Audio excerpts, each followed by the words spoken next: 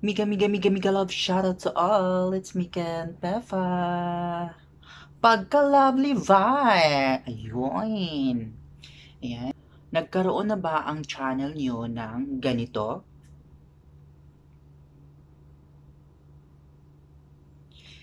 Yan ay ang tinatawag natin na copyright strike. Okay? So, paano nga ba natin alisin ang copyright strike na iyan? So, just watch the video, guys. Let's go!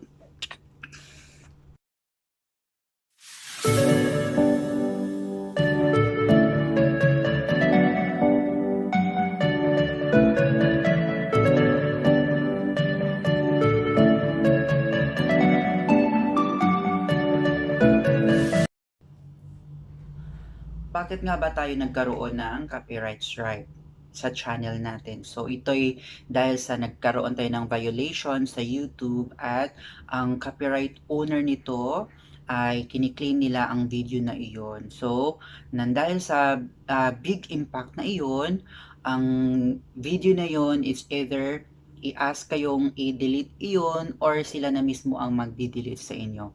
Pero, nandoon na yung copyright strike. Hindi na yun mawawala kahit i-delete ninyo yung video na iyon. Ayun. So, para sa kaalaman ninyo guys, ang channel natin ay tatlong beses na copyright strikes lamang guys dahil sa kapag lumagpas or maging pang-apat na copyright strike na guys, so our channel will be subject to termination na yan. Pero guys, wag naman nating ulitin. Isang beses pwede na yun. Isang beses pwede na yun kasi charge to experience, 'di ba guys? So kay yun, lesson learned na yun. So wag na natin abutin pa na makadalawa, makatatlong strikes pa tayo, 'di ba?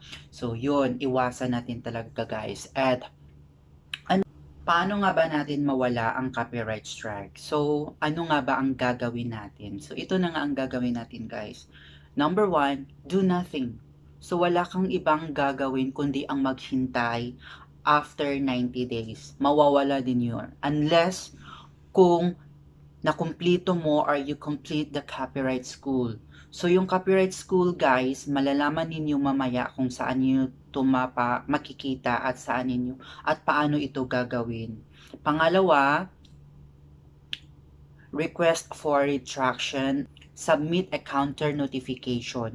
So yun guys, so ang gagawin ninyo, doon kayo mag-email or mag-email tayo doon sa right owner, sa may-ari ng video na yun.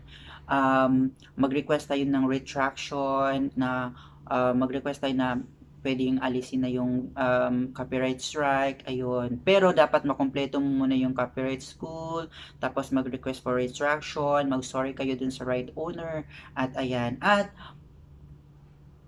mag-i-email din yan sila sa inyo back kung ano ang feedback sa iyo. So, yun guys.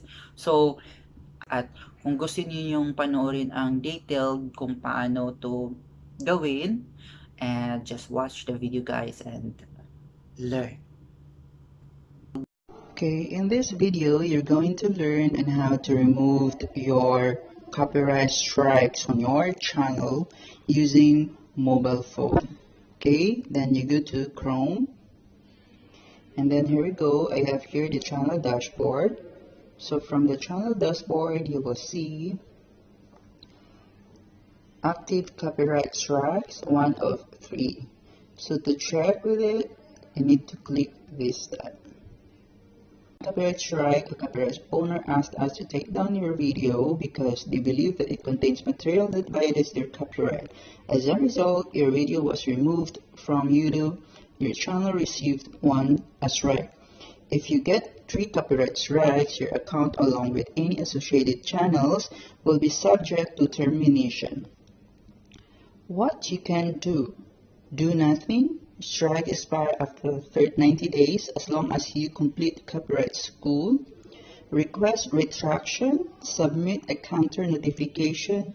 Deleting the video will not remove the strike.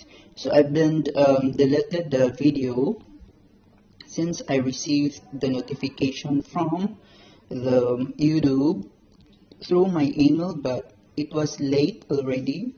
But anyhow, how are you going to learn how to remove this one? Okay, then you need to go to down. Alright, and since I've mentioned earlier that I deleted the video, so it says here that you deleted this video. Okay, and then you need to click this type, learn more about copy strikes.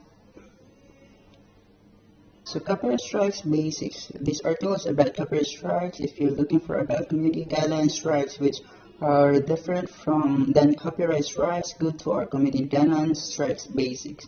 So we need to go to here. Resolve a copyright strike. Since you wanted to remove and retract the copyright strike on your channel, so click resolve a copyright strike. Okay, from here there are 3 ways to resolve a copyright strike. Number 1, wait for it to expire. Copyright strike expire after 90 days. If it's your first strike, you'll need to complete copyright school.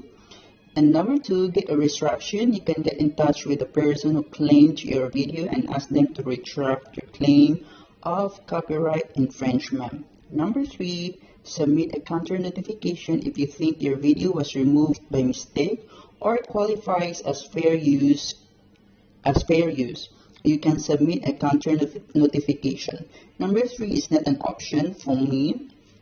So, and then what I can do is, as I've said earlier, that you need to email the owner of that video or the copyright owner, and so you need to click the copyright school.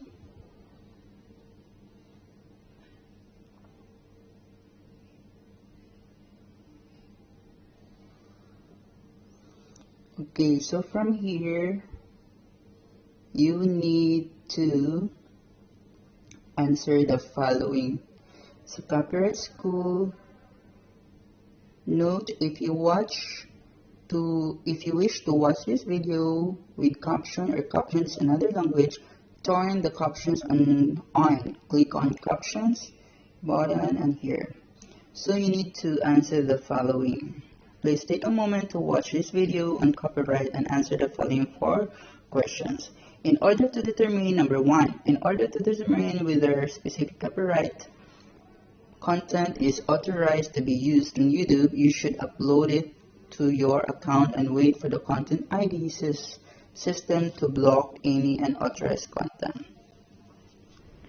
You need to answer the 4 questions correctly to complete the copyright school. Okay?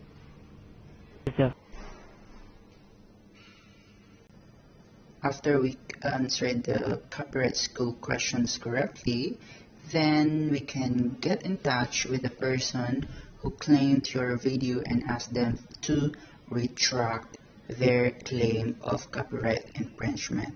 So, kailangan natin bumalik sa YouTube Studio. Okay, and we're going to copy the email address of the claimant. So click the select action, contact claimant, and copy address. Copy. And then after this, then you go to. So once you copy the address, then you can go to your Gmail and email the claimant. So paste it and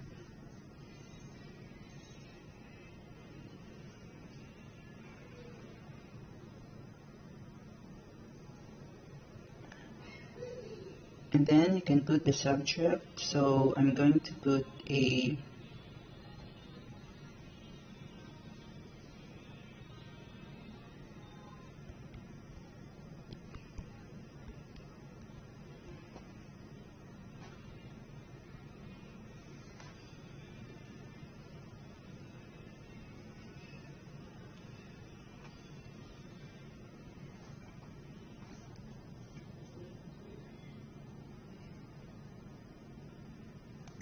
and then guys, you type here